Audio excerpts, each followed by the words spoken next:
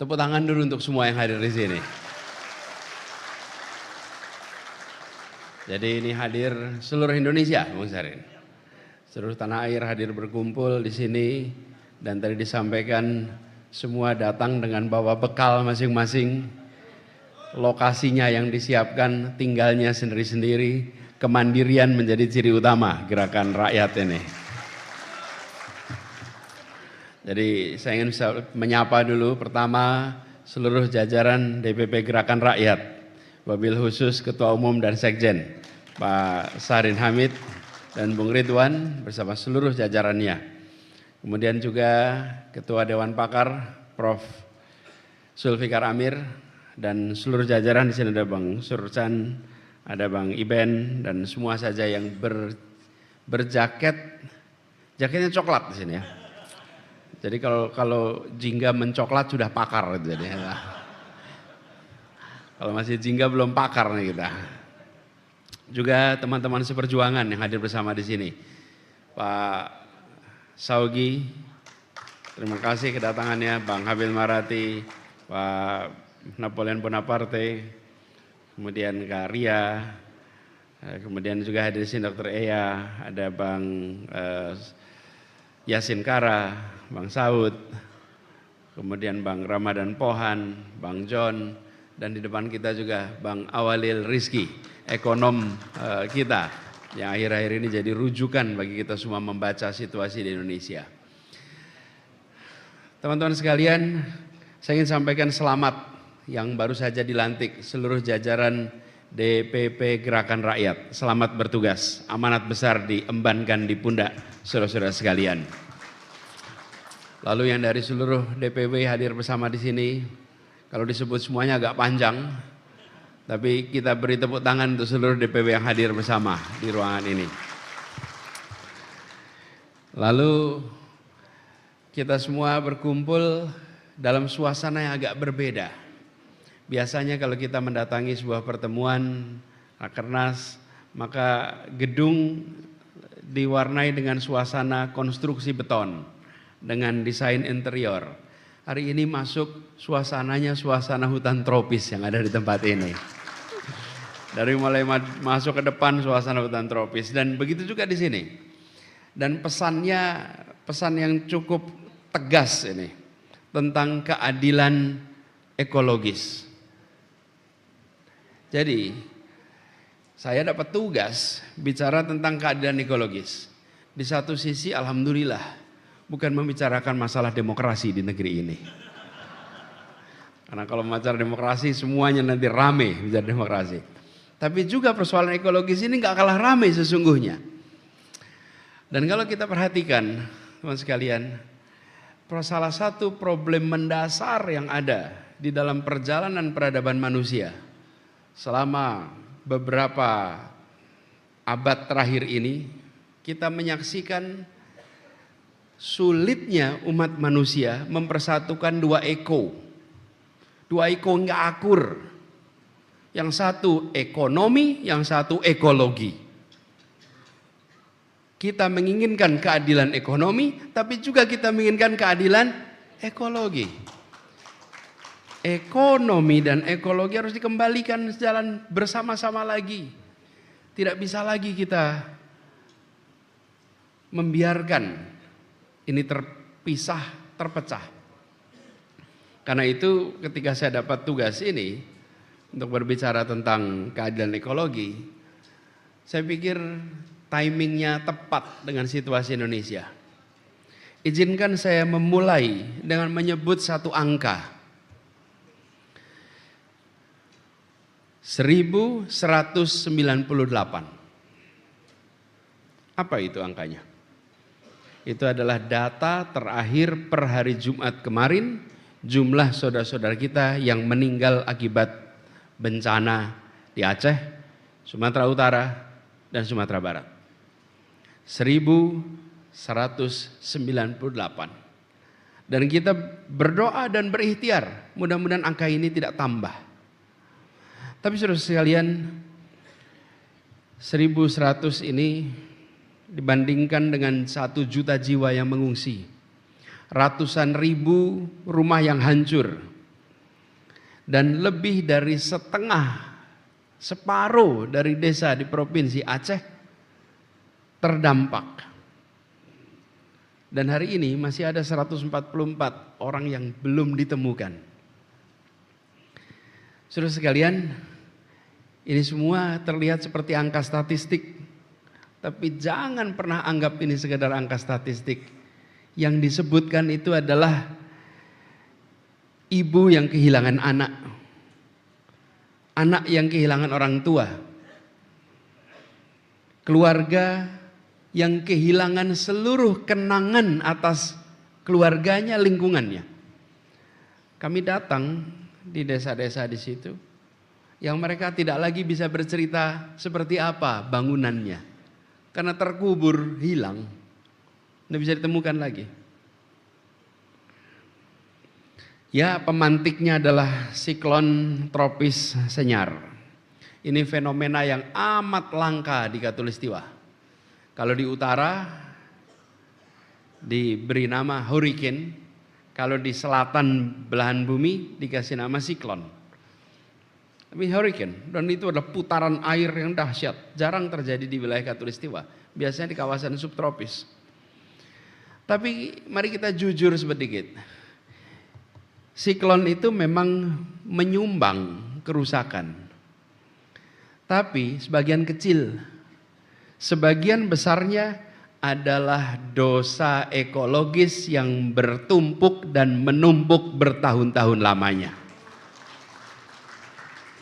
Hutan yang hilang, sungai yang menyempit, gambut yang dikeringkan. Lalu siklon itu pemantik. Kalau pemantik itu seperti korek api. Korek apinya itu memang siklon. Tapi pertanyaannya bukan soal korek apinya, bensinnya apa kemarin? Kok bisa nyalanya segede gini? Korek api itu kalau tempatnya kering, tidak ada bensin, ya tidak akan menyala jadi api yang besar, bukan? Tapi ketika kita selama ini nabung bensin di situ, mengeringkan lahan, ya kena korek api, terbakar semua. Dan ini yang kita saksikan. Tapi malam hari ini saya tidak mau bicara terlalu banyak tentang masalahnya. Saya ingin bersama-sama bicara tentang bagaimana jalan keluarnya dengan situasi yang sekarang itu. Karena keadilan ekologi ini bukan soal menyelamatkan hutan dan bumi. Bumi itu sesungguhnya tidak perlu kita selamatkan, saudara sekalian. Bumi ini sudah ada, kalau hitungan tahunnya kira-kira 4,5 miliar tahun usia bumi kita ini.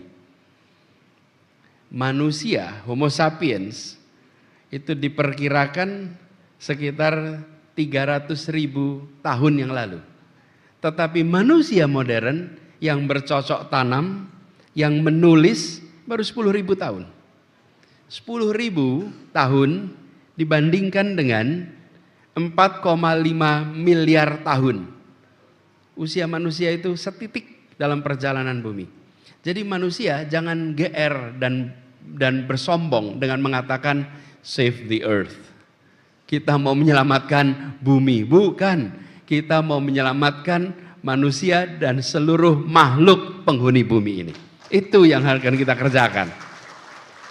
Kita harus menyelamatkan makhluk penghuni bumi. Kalau bumi sudah lewat segala macam. Bahkan kalau kita bilang ada global warming, bumi dulu pernah lebih panas dari ini semua.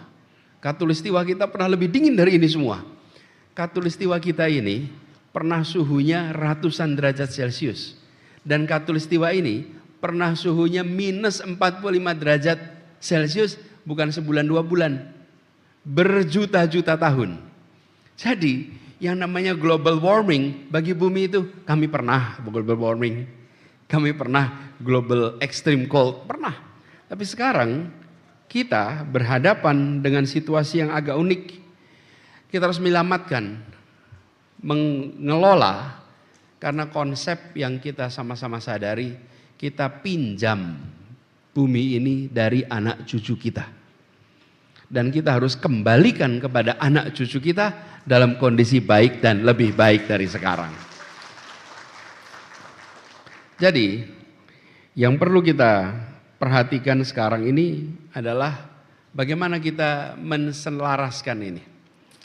Ada seorang ekonom dari Oxford University di Inggris, namanya Keith Raworth. Dia punya cara menarik ini menjelaskan ini. Saya gambarkan sedikit aja. Ini bukan karena seperti mau kuliah, bukan. Ini bayangan saja supaya kita punya imajinasi yang kuat. Seperti apa sih? Dia menggambarkan ini seperti donat. Tahu donat ya? Donat itu ada lingkaran bundar. Lingkaran itu adalah wilayah aman untuk kita berkegiatan. Nih, yang bulat warnanya hijau. Saya nutupin kelihatannya ya. Boleh pinjam wireless? Nih, soalnya saya tidak bisa nengok ke belakang nanti. Pinjam mikrofon wireless.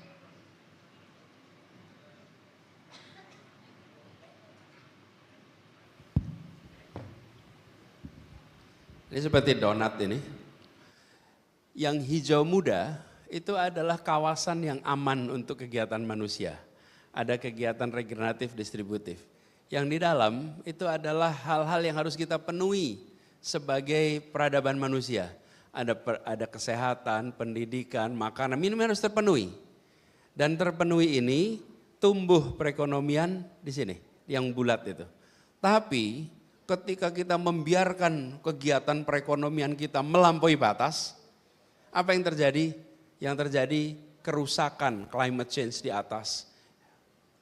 Depresi pada lapisan ozon, polusi udara. Ini kawasan luar, ini kawasan rusak.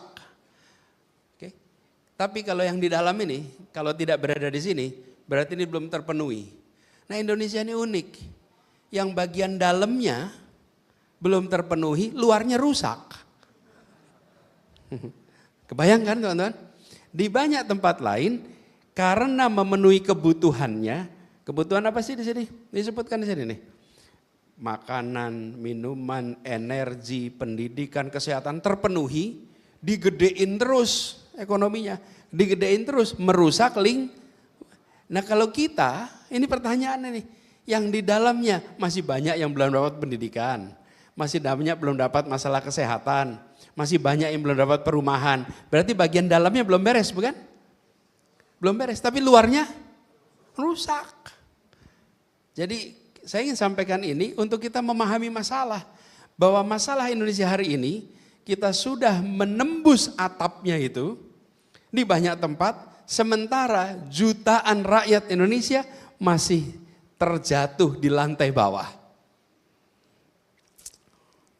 Hutan kita menyusut, hutan kita... Oh, mikrofonnya beda ya? Pakai ini aja kalau gitu ya. Hutan kita menyusut. Tahun lalu saja, 2024, hutan yang hilang jumlahnya 175.000 hektar dalam 1 tahun. Itu data resmi. Kalau kata pemantau independen memprediksi 260.000 hektar yang hilang. Nah pada saat yang sama, kita tanya tuh, di dalam, kita lihat kenyataan, di dalam masih banyak yang miskin. Pertanyaannya kemudian, dari lihat itu, berarti pertumbuhan yang besar itu, pembesaran perekonomian yang luar biasa itu membangun semua orang atau membangun segelintir orang? Jawabannya jelas. Dia membangun hanya segelintir orang. Kenapa? Yang melakukan kegiatan sampai merusak itu bukan karena perbesaran di dalam. Gambar ini sudah bisa diturunkan. Jadi, ini PR yang kita selesaikan. Lalu izinkan saya menengok sedikit atas apa yang telah terjadi. Kita sering dengar argumen bahwa semua pohon itu kan sama-sama ada daunnya dan sama-sama bisa menyerap karbon.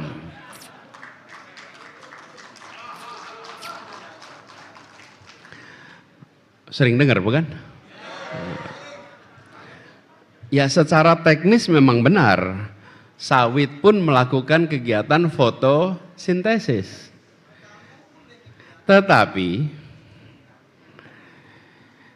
apakah berarti perkebunan sawit bisa menggantikan hutan hujan tropis?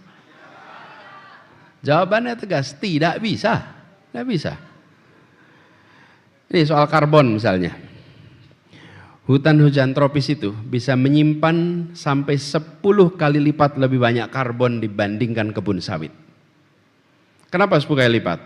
Karena pohon-pohon dari hutan itu tumbuh puluhan hingga ratusan tahun.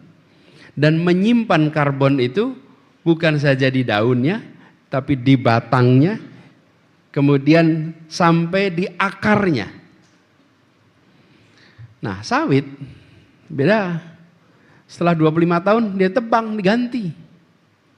Sehingga siklusnya pendek, penyimpanan karbonnya terbatas. Lalu soal air dan hujan. Sistem akar pohon hutan itu dalam dan kompleks. Dia menyerap air, dia menahan tanah, dia mengatur aliran sungai. Sementara kalau akar pohon sawit dangkal dan horizontal. Jadi ketika hujan deras, air langsung mengalir di permukaannya. Itulah sebabnya ketika terjadi hujan yang luar biasa kemarin, kawasan yang ada areal sawitnya, dampaknya lebih parah dibandingkan dengan kawasan hutan. Lalu tidak cukup soal itu. Ini yang berada di fotonya di belakang sini. Ini soal hutan, itu soal kehidupan, bukan soal fotosintesis saja. Bagaimana nasib orang hutan, harimau Sumatera, gajah, badak, mereka semua belum bisa hidup di perkebunan. Belum bisa. Jadi mereka tidak bisa hidup perkebunan, mereka membutuhkan hutan. Kalau dicek di catatan ahli biologi disebutkan bahwa hanya 15% dari spesies hutan yang bisa hidup di kawasan kebun. Hanya 15%. 85% lainnya nggak bisa. Nggak bisa. Jadi ketika ada yang bilang semua pohon sama, kita perlu dengan tegas dan santun mengkoreksinya. Bukan karena kita anti sawit, karena sawit juga punya porsi dalam perekonomian kita dan kita membutuhkan. Tetapi tempatnya bukan di atas puing-puing hutan primer yang dibabat habis. Disitulah tempat yang harus kita lakukan pada sawit ini. Jadi dengan melihat itu pertanyaan berikutnya yang muncul. Loh, siapa yang diuntungkan ya dari ini semua? Bahkan ada yang bilang begini, kalau kritik sawit jangan pakai sampo, jangan pakai minyak goreng. Mungkin juga dibilang jangan pakai minyak rambut. Argumen ini memang sekilas masuk akal. Sekilas masuk akal. Tapi sebenarnya ini menyesatkan. Kenapa menyesatkan? Sebenarnya kalau kita tanya lebih jauh ya, dari industri sawit ini seberapa banyak unsur masyarakat diuntungkan? Siapa yang sesungguhnya dapat keuntungan? Nih saya lihat datanya. Faktanya petani kecil sawit itu kontribusi 1/3 dari produksi sawit di Indonesia. 1/3. Itu yang produksi siapa? Petani kecil. Tetapi keuntungan mereka nyaris nol. Kesejahteraan mereka nyaris tidak meningkat. Laporan-laporan internasional menunjukkan bahwa nilai industri sawit global itu senilai 285 miliar dolar. Dan 2/3 dari angka 282 miliar dolar itu, 2/3 di mana? 2/3 dinikmati perusahaan besar di hilir dari industri sawit. Yang di hulu tidak dapat. Yang di hilir yang dapat. Di hilir yang dapat besar. Jadi petani kecil kebagian produksinya, tapi tidak kebagian kesejahteraannya. Bahkan lebih jauh lagi, petani kecil dan rakyat kebanyakan sekitar kawasan, merekalah yang harus menanggung konsekuensi ekologis ketika terjadi dampak atas kerusakan itu. Ketika banjir melanda, rumah yang hancur bukan rumah direksi perusahaan di hilir, tapi rumah rakyat dan petani yang berada di kawasan hutan. Yang hancur para petaninya, rumah nelayannya, rumah buruhnya. Inilah yang kita sebut sebagai ketidakadilan ekologis. Yang merusak dapat untung, tapi yang merusak tidak menanggung beban atas kerusakan. Yang tidak merusak, yang harus menanggung konsekuensi. Itulah sebabnya ketika dikatakan di sini kembalikan hutan Indonesia, keadilan ekologis, kita harus paham ketidakadilannya di mana. Di sini nih ketidakadilan ini. Karena yang bekerja di sana tidak dapat apa-apa, tapi yang di ujung yang dapat. Tata kelola harus diubah. Nah, lalu kita sering dengar juga, ini semua banyak diakibatkan oleh pembalakan liar. Betul nggak pembalakan liar? Sebagian. Saudara sekalian, data tentang deforestasi di Indonesia menunjukkan kenyataan bahwa 97% deforestasi di Indonesia adalah legal.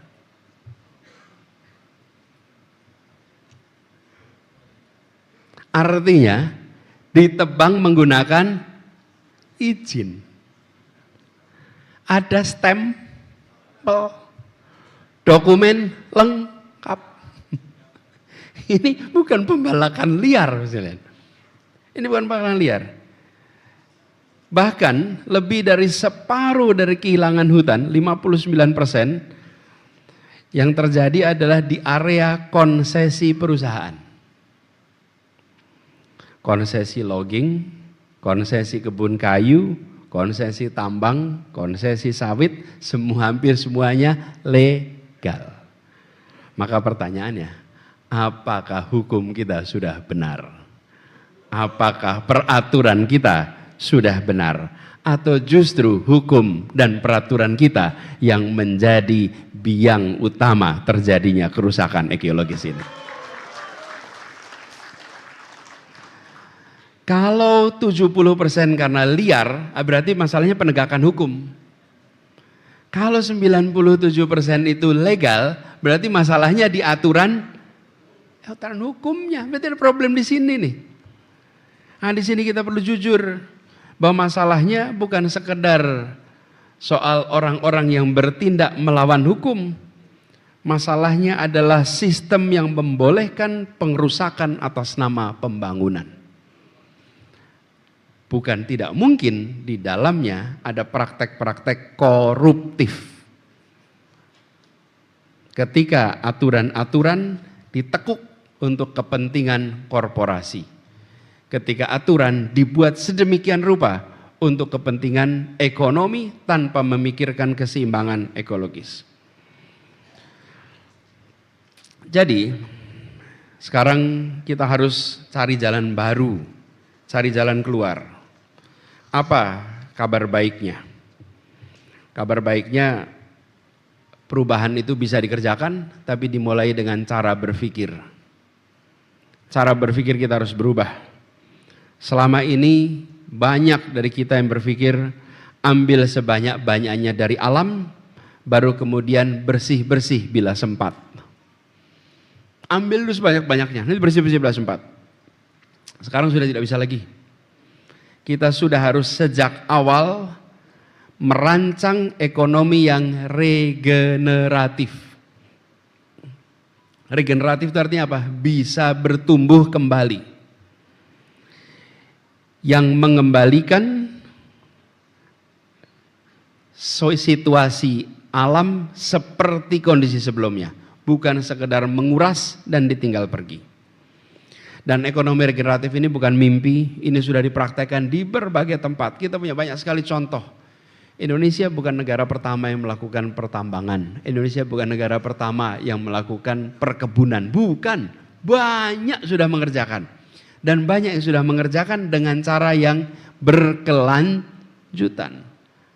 Regeneratif. Karena itu masyarakat mengelola hutan secara lestari ini harus dibuat regulasinya, harus mendapatkan manfaatnya yang jelas. Dan kalau kita bisa kerjakan ini di awal, maka dalam jangka panjang kita akan bisa mendapatkan kebermanfaatan dari ekologi, tapi tidak merusak ekologi. Apa yang tadi ditunjukkan lewat sendera tari teman-teman dari Papua menggambarkan bagaimana kerusakan itu dikerjakan dan tidak memikirkan tentang jangka panjang kehidupan ekologi di kawasan itu. Jadi saudara sekalian, kita juga harus mulai memikirkan tentang distribusi atas kebermanfaatan dari sebuah aktivitas ekonomi di atas lingkungan kehutanan kita. Tadi saya sampaikan yang petani sawit mikro minim. Ini sistem distribusi harus diubah. Tidak boleh lagi membiarkan mata rantai sawit hanya menghasilkan tumpukan kekayaan bagi sekelompok orang, tapi tidak memberikan aspek kesejahteraan bagi semua. Petani harus dapat harga yang adil, masyarakat adat harus diakui haknya, dan rakyat kecil harus dilindungi, dikuatkan, dibesarkan. Dan kita juga harus mulai berhenti terobsesi dengan pertumbuhan tanpa batas. Saya ingat dulu salah seorang calon penerima hadiah Nobel Ekonomi pernah mengatakan, there is no sustainable growth. There is no sustainable growth.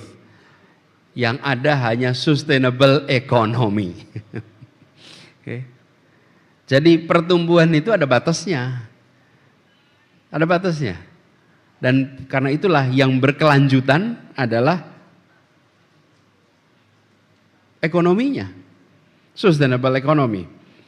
Nah, itu sebabnya penting bagi kita untuk mulai mendorong pembangunan berkeadilan, pertumbuhan berkeadilan. Tadi pagi ketika kita ngobrol di kelas kader, saya sampaikan pertumbuhan ekonomi berkualitas dan tidak berkualitas. Ini Pak Awalil sering menggunakan ini juga. Pertumbuhan ekonomi berkualitas adalah pertumbuhan ekonomi yang diiringi dengan pemerataan. Pertumbuhan ekonomi tanpa pemerataan adalah pertumbuhan ekonomi tak berkualitas. Sayangnya, akhir-akhir ini kita sering mendengarkan pidato-pidato hanya mengungkapkan angka pertumbuhan ekonomi tanpa mengungkapkan mengenai pemerataan. Padahal pertumbuhan ekonomi bersama pemerataan itu kunci terjadinya kesejahteraan. Apalah artinya investasi naik 3 kali lipat, 4 kali lipat kalau lapangan pekerjaan tidak naik 3 kali lipat, tidak naik 4 kali lipat. Apa artinya?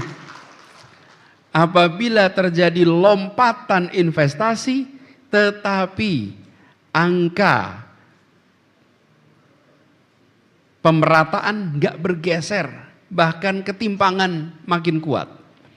Itu sebabnya, saudara sekalian, kita harus mulai menambahkan di dalam pemerataan ini adalah penyelamatan ekologi.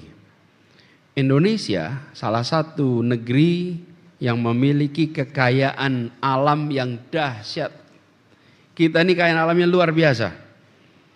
Dan banyak dunia yang cemburu melihat Indonesia ini. Disebut mana saja ada. Ini Bang Habil pulaunya Buton, Bang Habil. Buton itu apa kita kenal? Aspal. Aspal Buton. Sebut mana saja. Dunia akan selalu punya rujukan yang namanya Indonesia sebagai penghasil kekayaan alam yang dahsyat. Karena itu ketika kita bicara tentang pertumbuhan ke depan, satu, pertumbuhan dengan pemerataan ekonomi, yang kedua dengan penyelamatan ekologi. Inilah rute masa depan kita. Lalu pertanyaannya, bagaimana peran gerakan rakyat di sini?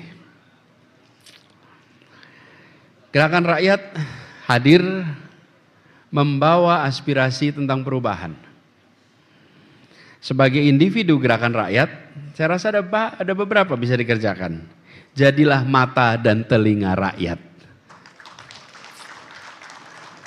Jadilah rakyat yang memberi edukasi tentang lingkungan sekitar. Jadilah individu-individu yang mempraktekkan hidup berkelanjutan. Minimal 3 ini bisa dikerjakan oleh anggota, aktivis, dan pengurus gerakan rakyat. Ini secara pribadi. Lalu secara keorganisasian, jadilah jembatan. Gerakan rakyat itu jembatan yang menghubungkan antara masyarakat terdampak dengan bantuan hukum, masyarakat terdampak dengan media, masyarakat terdampak dengan jaringan advokasi. Jangan biarkan mereka yang terdampak berjuang sendirian tanpa didampingi. Nih, secara organisasi gerakan rakyat bisa melakukan itu. Yang kedua, gerakan rakyat bisa melakukan pantauan kebijakan.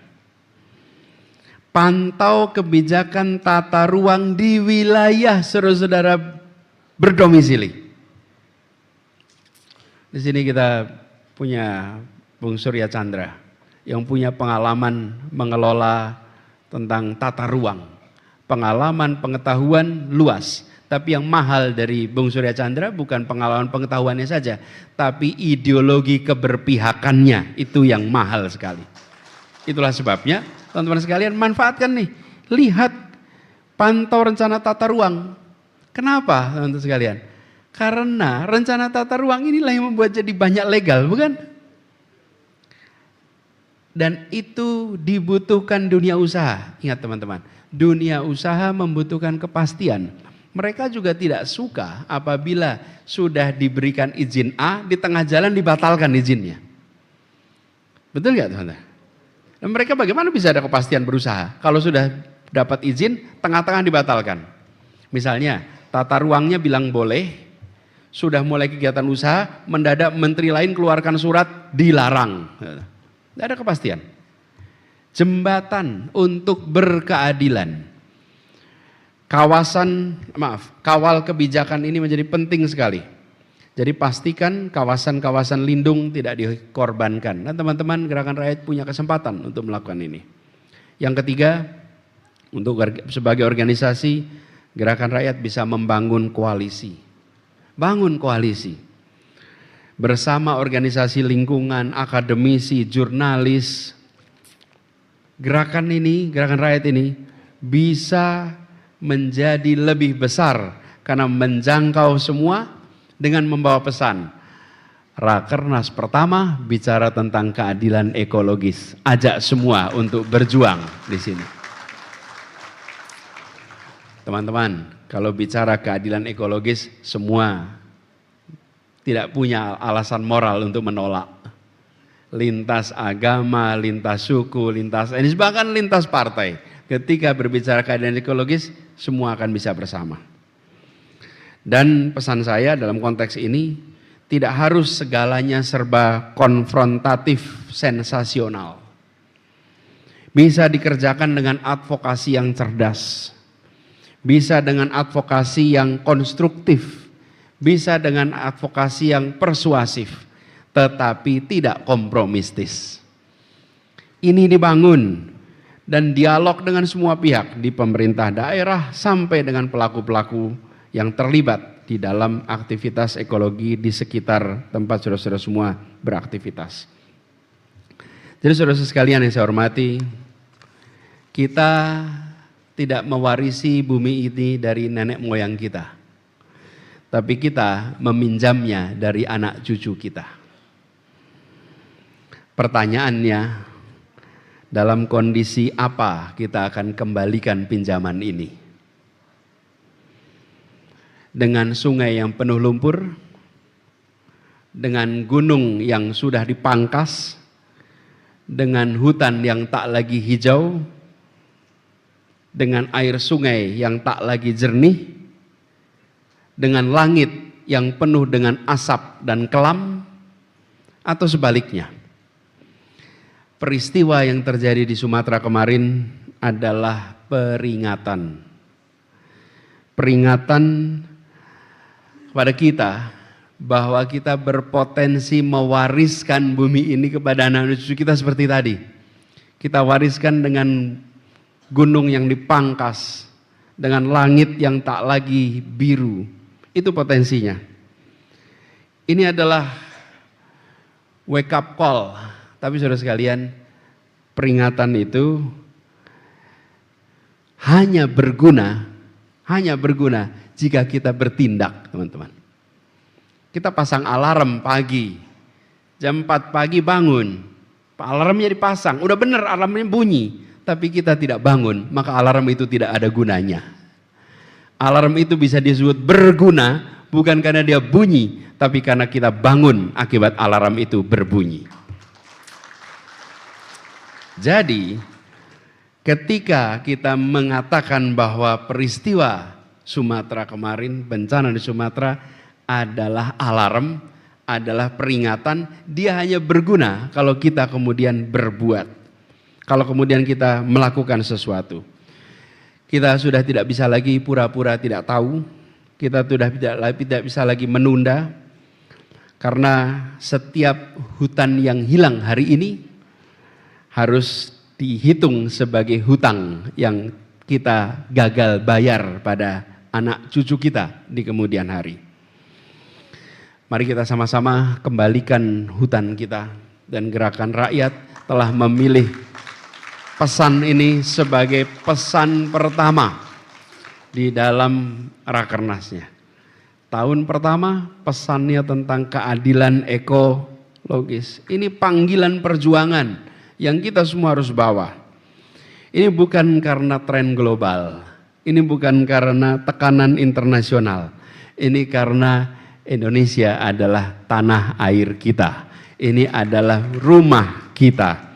Ini adalah pinjaman yang akan kita kembalikan. Saya percaya Gerakan Rakyat telah mengambil pilihan yang tepat, dan Gerakan Rakyat telah memulai. Gerakan Rakyat mampu dan insya Allah menggerakkan seluruh rakyat Indonesia untuk mengembalikan hutan Indonesia kembali pada kondisi berkelanjutan. Terima kasih. Assalamualaikum warahmatullahi wabarakatuh. Waalaikumsalam warahmatullahi wabarakatuh. Baik, terima kasih.